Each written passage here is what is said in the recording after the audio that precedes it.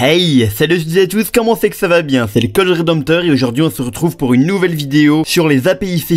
Donc dans les deux dernières vidéos, je vous ai montré comment faire pour créer votre propre API C# directement relié à une base de données en local. Et cette fois-ci, je vais vous montrer comment faire pour ajouter de la sécurité avec JWT. Donc c'est JSON Web Token, c'est quelque chose de très utilisé niveau sécurité pour les API. Concrètement, ça va ajouter une surcouche sur vos requêtes API. Par exemple, si jamais vous faites une requête pour récupérer les produits de votre base de données, il faudra d'abord vous connecter avec un JWT token préalablement généré avec un login. Donc dans cette vidéo, je vais vous montrer comment faire pour configurer tout ça. Vous pouvez suivre ce tutoriel à partir de votre propre API, mais je vous conseille honnêtement de télécharger le repository GitHub qui se trouve en description, qui possède la dernière version du projet, donc celle-ci à la fin de la vidéo, ou bien vous pouvez prendre celui de la semaine passée qui contient en fait la version que j'utiliserai dans cette vidéo là, qui s'appelle donc API C# DB. Je vais vous montrer concrètement ce que nous allons faire dans cette vidéo là. Donc là on a l'API où pour le moment on peut exécuter des requêtes GET, mais ça nous renvoie un code 401 étant donné qu'on n'a pas été connecté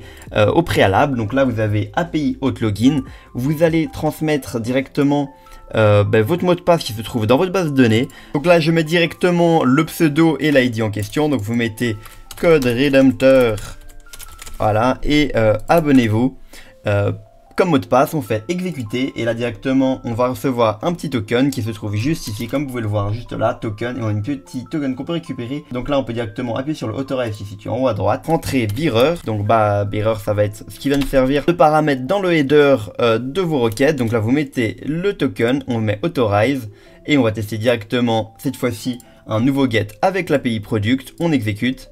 Et là directement on reçoit nos deux produits comme vous pouvez le voir juste ici. Donc Code Redemptor 42 etc. Rolex, ça marche bel et bien. Ok, on va pouvoir commencer la vidéo. Bon, petite pause juste pour vous rappeler de vous abonner. Ça soutiendrait énormément la chaîne et je vous en serais fort reconnaissant. N'hésitez pas à aller sur le GitHub directement situé dans la description pour récupérer ce projet là, fini ou non. Il y a directement aussi la base de données qui est en annexe. Bref, sans perdre plus de temps, on reprend la vidéo. Ok, donc on se retrouve directement dans le projet en question. Peux-tu rappeler sur ce que contient le projet en question? Il contient directement un contrôleur de produits situé juste à droite, donc on peut cliquer pour aller voir ce qu'il contient. Donc il va contenir directement plein de petites fonctions en get, en post, etc. pour gérer les requêtes. Ensuite de ça, on a un modèle. Donc le modèle, ça va être la structure de notre produit, donc ce qu'on essaye d'envoyer ou de récupérer, donc ID product, product name et product price, qui sera directement lié à une base de données. Et là, on refait une validation du format qu'on veut envoyer dans la base de données et le nom de la table en question. Donc là, c'est tes products. Il faut évidemment pas oublier le lien avec la connexion de la base de données. Donc normalement, si vous avez bien suivi la vidéo précédente, vous êtes connecté avec votre mot de passe, ce qui n'est pas le cas pour moi ici. Le bon nom utilisateur, la database en question et le serveur associé. Donc pour notre cas, c'est du localhost vu qu'on fait en local. Et évidemment, le petit programme CS qui doit être configuré avec plein de petits builders qui va servir en fait à utiliser Swagger, donc le gestionnaire d'API qui ressemble beaucoup à Postman. Donc maintenant, on peut directement commencer à améliorer ce projet-là pour le protéger. Donc pour ce faire, on va directement commencer par installer deux packages nuggets. Donc vous allez dans gérer les packages nuggets juste ici. Ça va vous ouvrir un onglet juste à gauche où il y a écrit parcourir. Et là, vous allez taper system.identity model token. Vous allez prendre celui-là, vous allez faire installer et vous allez valider l'installation qui va apparaître dans ici, appliquer. Et on va directement en installer un deuxième. Le deuxième étant Microsoft ASP.NET Core Authentification. JWT Bearer. On prend celui-là et on installe. Donc là, ça va nous permettre de faire des liens avec JWT, avec toutes les bibliothèques déjà préfaites. Et un petit dernier qui est Microsoft.identity modèle JWT Web Token. Vous faites comme avant, installer, vous acceptez le petit truc qui va apparaître, vous faites appliquer. Et là, on a de quoi commencer le projet. Donc vous pouvez directement fermer cette fenêtre-là. Et on va directement rajouter un nouveau modèle. Donc le modèle sera un modèle pour les utilisateurs. Parce qu'on va devoir créer les utilisateurs si jamais on veut avoir des tokens valides en fait. Parce qu'on va vouloir en fait nous connecter avec notre utilisateur afin de recevoir un token utilisable dans nos requêtes. Donc là, vous faites nouvelle classe. On peut l'appeler user. Voilà. Une fois qu'on est ici, on a notre table user et on va pouvoir directement entrer les informations user. Donc pour ce faire, on va directement introduire un ID user. Bon, on peut déjà compléter et on va modifier ensuite. Donc on fait directement un ID user qui va être auto-incrémenté dans la base de données, mais ça on l'a pas encore fait. Ensuite de ça, on va mettre un username. Bon, là, on va juste mettre username tout collé, comme à notre habitude. On va ensuite le spécifier qu'il est required, donc il est obligatoire. Ça va être important, required. Là, ça rajoute directement la petite bibliothèque au-dessus, data annotation, pour faire fonctionner le petit lien ici. Donc on fait pareil juste en dessous avec le password, parce que évidemment on veut que le password soit required, et on va l'appeler juste password, ça va être plus simple. Hop là, magnifique. Donc là déjà on a la structure de base de notre fichier de structure de user. Ensuite de ça, on va directement créer un user context. Donc là vous faites encore une fois clic droit, ajouter classe, et on fait directement un user context. Voilà, user context, qui va nous servir en fait directement à ajouter le nom effectif de notre base de données, enfin de notre table de la base de données, et les paramètres associés. Donc là directement ce qu'on va faire, c'est qu'on va relier au parent qui s'appelle dbContext. Hop là, dbContext. Hop là, tab. Et donc là, il faut bien avoir le using Microsoft Entity Framework Core pour que cela fonctionne. Pas qu'il y ait une erreur juste ici. Donc maintenant directement, on va pouvoir créer le constructeur comme on l'a fait directement pour le product context. Donc là on fait product context. Bon voilà, je vous le fais parce que j'ai déjà expliqué dans la première vidéo. Donc là on a le constructeur de base avec les petits paramètres en option. Donc là on vérifie, user context c'est bien juste. Donc là on va directement pouvoir créer le nom de la table dans la base de données. Donc là on va l'appeler public db7 tuser, sauf que nous on va l'appeler, ouais c'est très bien tuser en fait. Voilà, notre table s'appellera donc tuser. Ensuite de ça, on fera un protected override void on model creating. Donc c'est là où on va spécifier les paramètres liés à nos champs dans la base de données. Donc là on peut faire le petit tab et on va directement vérifier. Donc ASCII, ça veut dire que c'est auto-incrémenté, donc il a une clé primaire. ID user, c'est ce qu'on va mettre dans la base de données ensuite. Ensuite de ça, qu'est-ce qu'on nous dit? On a un username avec une max length de 100. Bon, on va mettre 255 si quelqu'un a un très gros nom. Donc ça veut spécifier que la taille max sera 255. Et le password, on va pas spécifier de limite. Ça on peut, en fait, on n'est même pas obligé de spécifier. C'est vraiment peu structuré. Dans la base de données, ça sera maximal possible. Donc maintenant qu'on a ça, il y a pas mal. Mais je vous rappelle qu'il faut encore créer un contrôleur. Donc comme vous pouvez le voir ici, on a déjà un product controller. Donc il va contenir toutes les fonctions associées, comme un get, un post, etc. Mais nous, ce qu'on va faire, ça va être créer les fonctions de login. Donc là, on va faire un clic droit, ajouter, classe, et on va l'appeler hôte contrôleur. Voilà, ça va être le contrôleur de notre hôte, authentification évidemment. Donc qu'est-ce qu'on va faire directement? On va rajouter la route, donc le chemin de notre API. On va évidemment spécifier que c'est un API contrôleur, donc on met ça juste ici. Donc là, API contrôleur qui va normalement compléter avec ASP.NetCore.MVC, fabuleux. Ensuite de ça, donc, comme j'ai dit, on va mettre le route. Donc route API / contrôleur, donc c'est le chemin comme d'hab. On n'oublie pas de fermer le tableau. Ensuite de ça, qu'est-ce qu'on fait? C'est qu'on hérite de contrôleur base, donc qui contient déjà des trucs préfaits. Ensuite, à l'intérieur, on peut directement commencer la classe. Donc, directement déclarer deux variables. Donc la première, ça sera configuration. Donc on fait un private read only parce qu'on ne peut pas pouvoir écrire dedans. Configuration. Et on va l'appeler, on va quand même l'appeler configuration. Comme ça, c'est plus clair.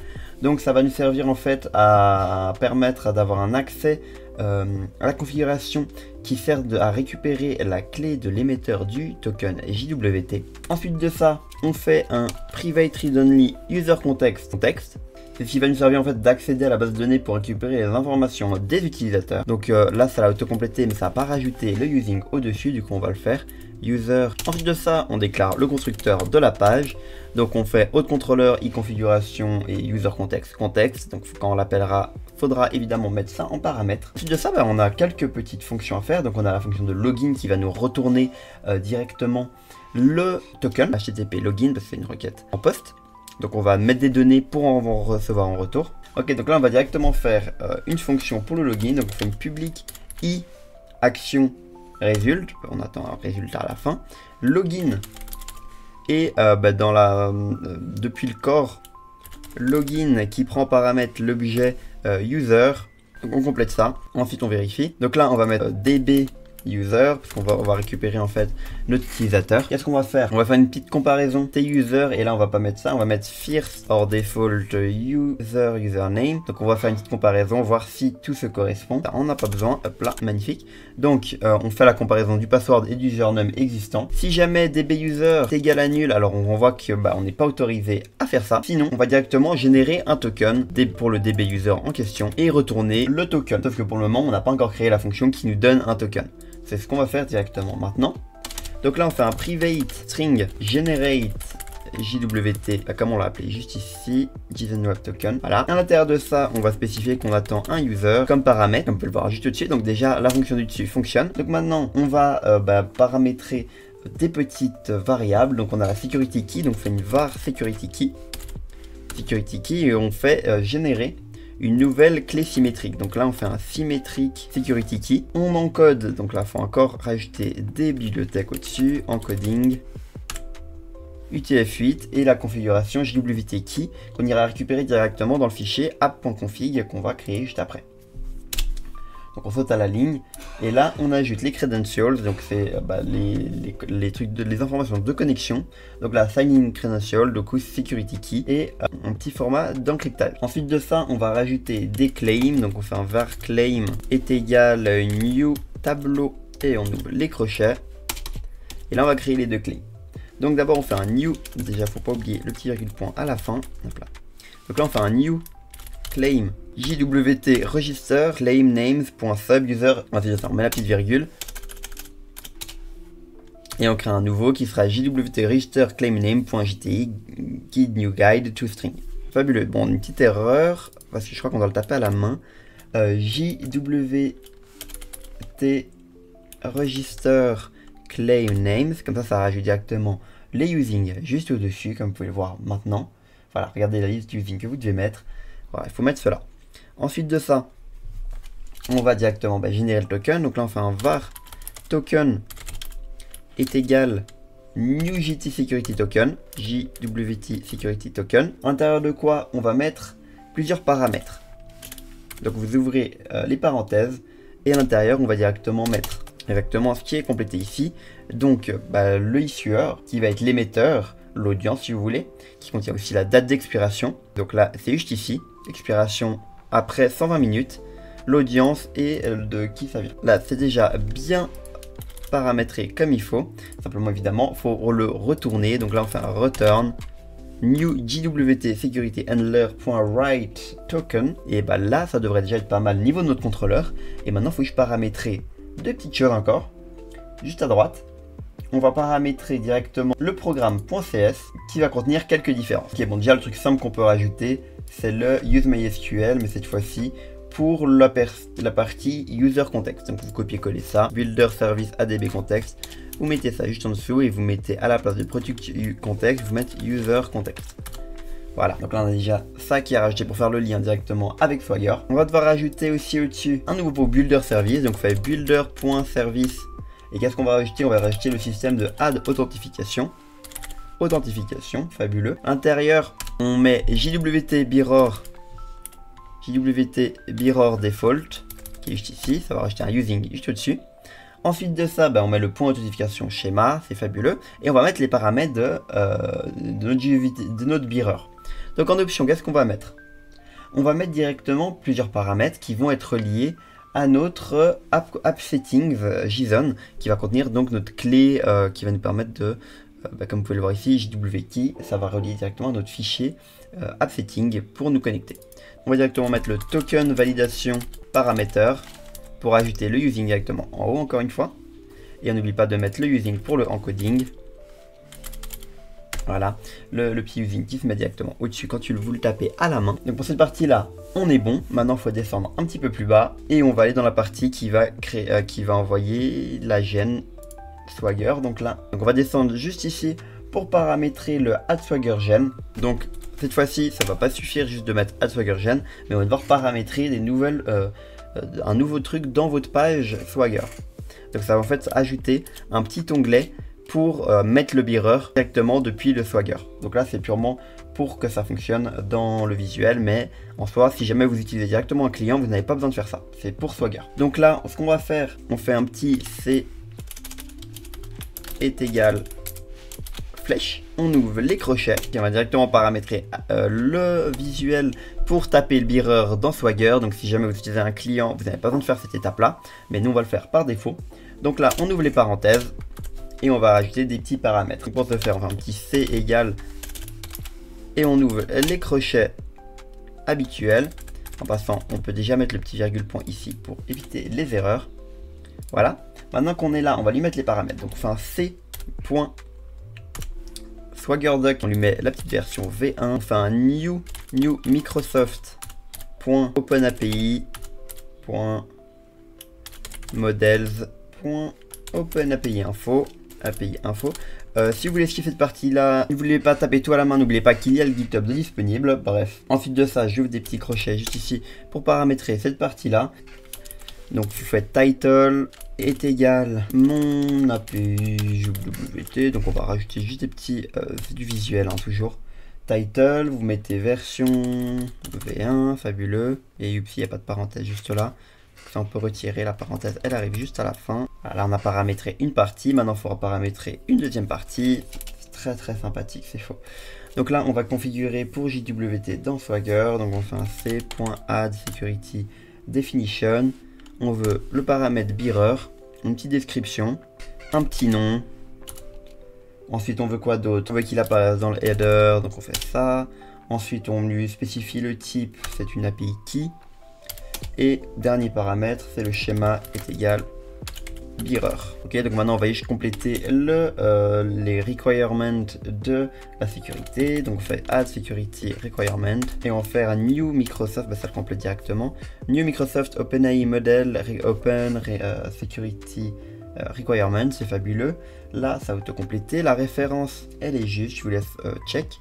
Ensuite type security schéma, c'est fabuleux, l'idée c'est mirror. Ensuite de ça il faut rajouter encore quelques petites choses. Donc là vous mettez une petite virgule et on va compléter avec shem auth 2 avec name mirror et in Microsoft header. Et n'oubliez évidemment pas la virgule, enfin le virgule point juste là et la petite parenthèse pour fermer complètement le projet qui est juste ici. Donc là pareil, on n'oublie pas la parenthèse, on n'oublie pas le petit crochet juste ici. Et là c'est pas un new string mais un new liste de strings que nous voulons mettre. Hop là. Il ne faut pas oublier d'ajouter le app.useAuthentification. Magnifique. Donc maintenant qu'on a notre sécurité, il faudrait peut-être le rajouter dans product pour spécifier qu'on veut pas que product soit accessible sans mot de passe. Donc là on va directement aller dans product controller et on va lui rajouter un petit paramètre au-dessus qui va être authorize. Fabuleux. Donc maintenant il est autorisé uniquement si jamais on entre la bonne clé dans le mirror. Donc on va le mettre juste là. Fabuleux. Bon, comme je vous l'ai dit avant, dans programme JS, on a un petit endroit qui s'appelle key, JWT key, et ça on l'a pas encore paramétré. Donc on va le faire rapidement dans app setting. Voilà, maintenant que vous êtes ici, il faut juste rajouter un petit paramètre dans le hello host context. Donc on met virgule JWT, on ouvre les deux petits points avec les petits crochets juste après. On va spécifier la key que vous voulez, hein, my super key, voilà. C'est juste la sécurité de la key, mais on n'en a pas besoin spécifiquement maintenant. Donc on fait virgule issuer, on va mettre un nom, on va l'appeler myapp, voilà, peu importe. Et on va mettre directement l'audience en localhost. Donc faites https://localhost.